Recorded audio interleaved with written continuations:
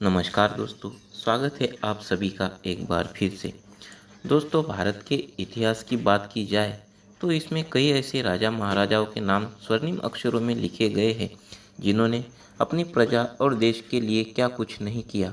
हमारे देश की धरती पर कई ऐसे सपूतों ने जन्म लिया है जिनका शौर्य और पराक्रम अद्भुत था, पर आजकल के इस दौर में हम सभी इनके बारे में भूलते जा रहे हैं।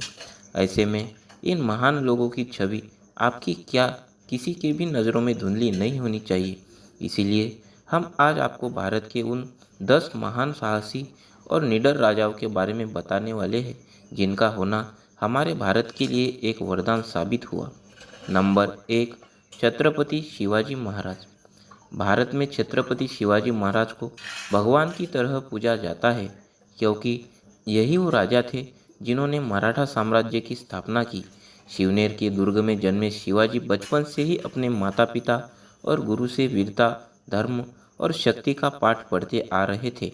यही वजह थी कि केवल 18 साल की उम्र में ही शिवाजी ने मराठा साम्राज्य को बनाने के लिए अपनी सेना बनाना शुरू कर दी। यही नहीं, शिवाजी के बल, बुद्धि और ज्ञान को देखते हुए कई बार लोगों ने उन्हें मारने के भी कई तरीके निकाले, पर शिवाजी इतने चौकन्ने रहते थे कि परिंदा भी उनके सामने पर नहीं फड़फड़ा पाता। जिस समय मुगलों और अंग्रेजों के सामने कोई बोलने से भी बचता था, उस समय वह शिवाजी ही थे जिनसे ये दोनों टकराने से डरा करते थे। अपनी वीरता और बुद्धि के बल पर शिवाजी ने उत्तर से लेकर दक्षिण तक में अपना दबदबा बनाया हुआ था। नंबर 2, चंद्रगुप्त मौर्य। बचपन से ही हमने चंद्रगुप्त मौर्य के बारे में पढ़ा और सुना है। ये वही वीर थे जिन्होंने भारत में एक मौर्य समाज की स्थापना की। साथ ही उन्होंने उस समय छोटे छोटे सभी राज्यों को एक साथ जोड़ा और एक बड़ी ताकत के रूप में लाकर खड़ा कर दिया। चंद्रगुप्त मौर्य ने अपने जीवन में जो कुछ हासिल किया, उसके पीछे चाणक्य जैसे महान गुरु की शिक्षा और कुछ कर दिखाने का साहस ही था। बचपन से ही चंद्रगुप्त उस समय मगध पर राज कर रहे नंदा एम्पायर के राजा धनानंद से अपनी मां के अपमान का बदला लेना चाहते थे, जिसके चलते उन्होंने चाणक्य से शिक्षा लेनी शुरू की और अपनी एक ऐसी सेना बनाकर तैयार कर दी जिसका सामना कर पाना आसान बात नहीं था। इस सेना के बल पर चंद्रगुप्त ने धनानंद को मगध से जड़ से उखाड़ फेंका और अपने नाम का झंडा पूरे भारत में लहरा दिया। नंबर 3, पृथ्वीराज चौहान। अब यह हमारी खुशकिस्मती है कि भारत की पावन धरती पर पृथ्वीराज चौहान जैसे महान वीर ने जन्म लिया। इन्हें हरा पाना किसी के बस की बात नहीं थी, पर कहते हैं जब अपने ही आपकी मौत के दुश्मन हो तो आप चाहकर भी कुछ नहीं कर पाते। कुछ यही कहानी पृथ्वीराज चौहान की भी थी। उन्हें खुद उनके ससुर राजा जयचंद ने दुश्मन का साथ देकर मरवाया था। अजमेर के राजा सोमेश्वर चौहान के यहाँ जन्मे पृथ्वीराज चौहान बचपन से ही प्रतिभाशाली थे।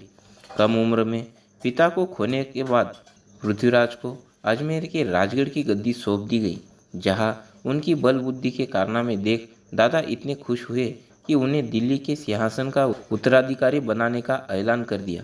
पर राजकुमारी संयोगिता से शादी करने के बाद इनके सिर पर खतरे के बादल मंडराने लगे।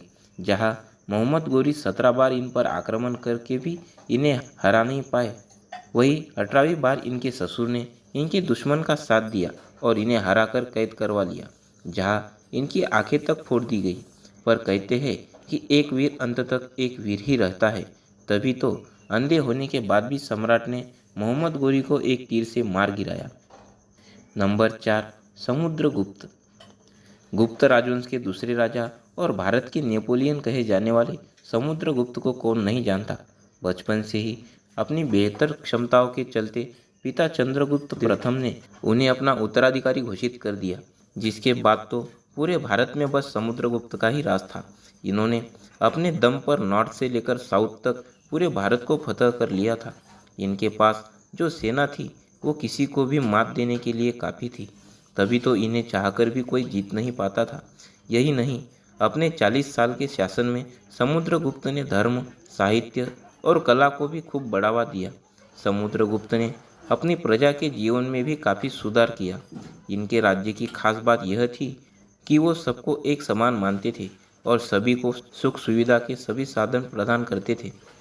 इस बात में कोई दो राय नहीं कि वह समुद्रगुप्त ही थे जिनके शासनकाल को राजनीतिक, सांस्कृतिक, सामाजिक और आर्थिक रूप से संपन्न माना जाता है। नंबर 5, अकबर। भारत के इतिहास में अकबर का शासनकाल बहुत महत्वपूर्ण माना जाता है। अकबर ने मुगल साम्राज्य को 3 गुना ज़्यादा बढ़ा दिया था।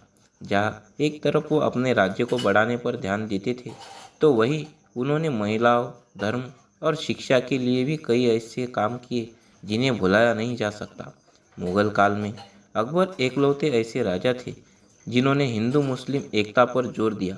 साथ ही खुद कम पढ़े लिखे होने के बाद भी उन्होंने कई ऐसे पुस्तकालय खुलवाए जिनमें कई भाषाओं की किताबें का भंडार था। इसके साथ ही अकबर ने अपनी प्रजा की बेहतरी के लिए एक से बढ़कर एक योजनाएं बनाई।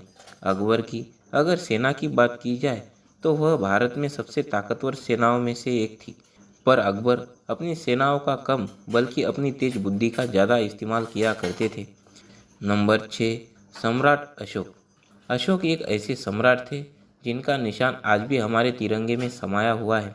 भारत के तिरंगे पर बना अशोक चक्र इन्हीं की देन है। इनके द्वारा बनाए गए 5 स्तंभ इलाहाबाद, वैशाली, दिल्ली और सांची को आज देखने के लिए दूर दूर से लोग आते हैं। इतिहास इस बात का गवाह है कि शुरुआत के दिनों में जो राजा बेहद क्रूर होने की वजह से चंडाशोक, चंद प्रचंड और कालाशोक के नामों से जाना जाता था, वही एक समय पर एक अपनी दरियादिली के चलते देवानाम प्रिय के नाम से जाना जाने लगा।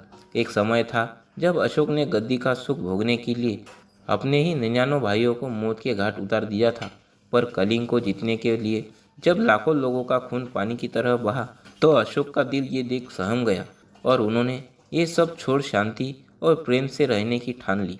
सम्राट अशोक ने अपने आदेशों और आदर्शों को लोगों तक पहुंचाने के लिए कई हजार स्तूपों और स्तंभों का निर्माण किया, जिन पर आदर्श वाक्य और आदेश लिखे गए थे। नंबर 7, महाराणा प्रताप। भारत के स्वतंत्रता सेनानी कहे जाने वाले महाराणा प्रताप के शौर्य की गाथाएं हम सब ने अपने बचपन से ही पढ़ी है। 7 फीट 5 इंच कद के राणा की ताकत का अंदाजा इनके भाले से ही लगाया जा सकता है। राणा का भाला लगभग 81 किलो का था, जिससे वो हमेशा अपने साथ रखते थे। इनकी 2 तलवारें 208 किलो की थी और उनका कवच 72 किलो के आसपास का था। अब आप इसी से इस योद्धा की क्षमताओं का अंदाजा लगा सकते हैं। महाराणा प्रताप एक ऐसे राजा थे जिन्होंने अपनी प्रजा और देश के लिए अपने राज्य तक को छोड़ दिया था और जंगलों में कई सालों तक केवल घास की रोटी खाकर दिन गुजारे थे। राणा युद्ध के दौरान भी एकदम बराबरी का युद्ध लड़ते थे। तभी तो दुश्मन की तलवार अगर गिर जाती थी तो उसे अपनी एक तलवार देकर लड़ा करते थे। Number 8, king Porus. King Porus के साहस की बात करें तो ये तो इतने साहसी थे कि इनके तो दुश्मन भी इनकी वीरता देख दंग रह जाते थे। जिस समय भारत एक देश नहीं बल्कि कई सारे छोटे राज्यों का संग्रह हुआ करता था, तब किंग पोरस भी एक छोटे से राज्य के शक्तिशाली राजा हुआ करते थे। वह तो आसपास के सभी राज्यों में सबसे ताकतवर थे। इनकी ताकत का अंदाज़ा तो आप इसी बात से लगा सकते हैं कि उन्होंने सिकंदर के लगभग 50,000 की सेना के सामने अपने करीब 20,000 सैनिकों को खड़ा करते समय एक बार भी अपनी जान की फिक्र नहीं की। जहाँ बाकी राजाओं ने सिकंदर के सामने घुटने टेक दिए थे, वही किंग पोरस ने सिकंदर की सेना का डटकर सामना किया था। और तो और इनके व्यवहार से सिकंदर खुद इतने प्रभावित हुए कि इनके साथ दोस्ती का हाथ आगे बढ़ा लिया। नंबर 9, कृष्णदेव राय। कृष्णदेव राय एक ऐसे राजा थे जिन्हें अकबर और बाबर जैसे शासक भी काफ़ी पसंद किया करते थे। यहाँ तक बाबर ने तो अपनी आत्मकथा में कृष्णदेव राय को सबसे साहसी और ताकतवर राजा बताया था। तुलु वंश से आने वाले कृष्णदेव राय को उस समय का सबसे शक्तिशाली राजा माना जाता था। इस वंश ने लंबे समय तक विजयनगर साम्राज्य पर राज किया। वह राजा कृष्णदेव राय ही थे जिनके चलते विजयनगर का साम्राज्य अपने शिखर तक पहुंचा। उन्होंने जो भी लड़ाइयाँ लड़ी उन सभी में सफल रहे। यहाँ तक कि राजा कृष्णदेव राय ने ओडिशा के राजा को पराजित किया और विजयवाड़ा खुद के साम्राज्य में जोड़ा।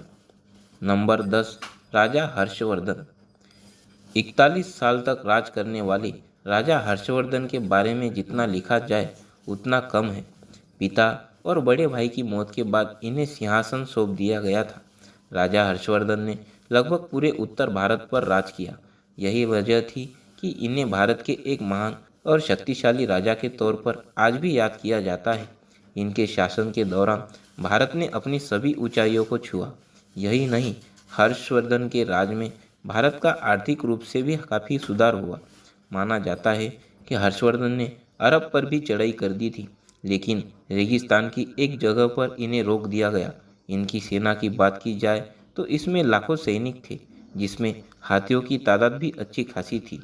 हर्षवर्धन को साहित्य में भी काफ़ी रुचि थी, जिसके चलते इन्होंने रत्नावली, प्रियदर्शिका और नागानंद नाम के नाटकों की भी रचना की। तो दोस्तों, आज के लिए बस इतना ही। जाने से पहले अपने पसंदीदा राजा के बारे में कमेंट बॉक्स में ज़रूर लिखें। और हाँ, अगर आप इस वीडियो को पसंद करते हैं तो वीडियो को लाइक करें और दोस्तों के साथ ज़रूर शेयर करें। अगर आप हमारे चैनल पर नए हैं तो चैनल को ज़रूर सब्सक्राइब करें। हम मिलते हैं ऐसी ही जानकारी के साथ अगली वीडियो में। तब तक के लिए धन्यवाद।